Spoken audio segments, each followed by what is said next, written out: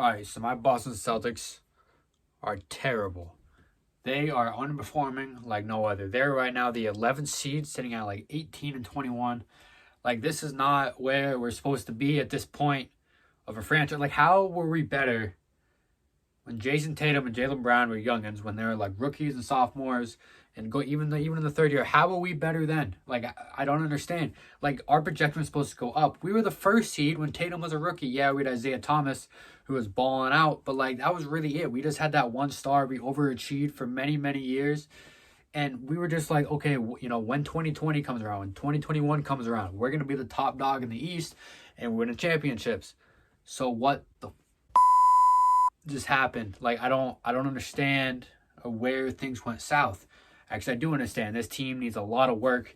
It's weird to think that a team needs a lot of work when you have a potential all-star starter in Jason Tatum and Jaylen Brown, who's a pretty damn good all-star, who's having, if he didn't have his hamstring injury, he'd probably be having a better season than Tatum, because Tatum's shooting like goddamn 10% every game.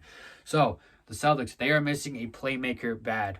Marcus Smart, manageable playmaker, but he's the only dude on that team who's willing to pass the ball. It's crazy to me. Like, Tatum's shot selection is terrible. Jaylen Brown's shot selection is pretty good, except I feel like he gets the ball less than Tatum, which should maybe be reversed going into the second half of the season. Like, Tatum's shooting splits aren't there. Robert Williams, when he's healthy, he's playing great. Al Horford has got like one more good season in him, and it's just like, it's like our perimeter defense is terrible. Actually, our defense in general is terrible. Our playmaking, like, we don't have a playmaker.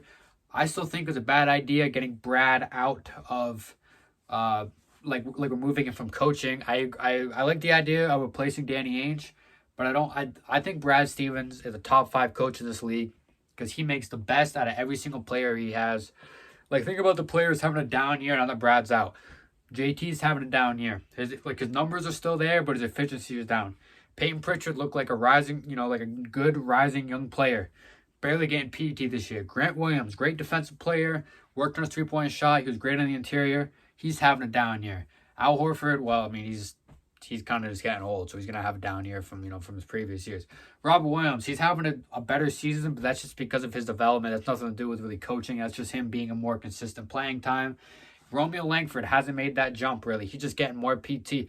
Like, I don't understand why we got Brad out of the coaching position, but that's part of the problem, because I feel like Brad Stevens wasn't great, but it was good, and we just need a playmaker to really get the whole system moving, because our offense is really stagnant. Like, last night, I just watched RJ Barrett hit a bank shot game winner versus us, and we were up 20. We were up 81 to 61. I'm like, okay, we got the game in the bag. I turned off the TV, and then I check the NBA app, and it's 84 to like 80. And I'm like, how do we let the New York Knicks do that? Another super inconsistent team this year. So I turned the game back on, because I'm like, okay, it's a good game. And I'm like, okay, no way we blow another lead, right?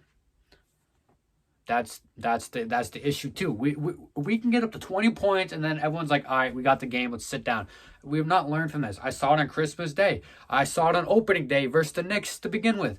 Evan Fournier puts up fucking 50 every time he plays us. I don't understand how we blow leads. I don't understand why we haven't gone out and get a playmaker. Even if, like, okay, the Cavs traded Denzel Valentine for Rondo. Like, I understand maybe Rondo may not like being in Boston as much as he used to be, but they traded Denzel Valentine, who was just then waived traded to the Knicks for nothing, and then waived by the Knicks. Like, even Rondo would have helped this offense. Like, I don't understand why. I do understand. I don't understand why I haven't done anything about it. We need to make even just a small trade for a playmaker. Like, I know I tore his ACL, but if we had Ricky Rubio on the Celtics team, we would be a top 3 seed, and that's facts. It's just it's so frustrating watching the Celtics play, because iso ball, all this isolation of JT and Jaylen Brown, and occasionally Romeo, Pritchard, Grant Hill, Al Horford hit a couple threes, Robert Williams got a couple dunks, right? We're moving and grooving off this kind of stagnant offense. And then bam, it finally doesn't work. JT's one-legged fadeaways aren't going in because it's the fourth quarter and he's tired. And then we start blowing his lead, so then we scramble.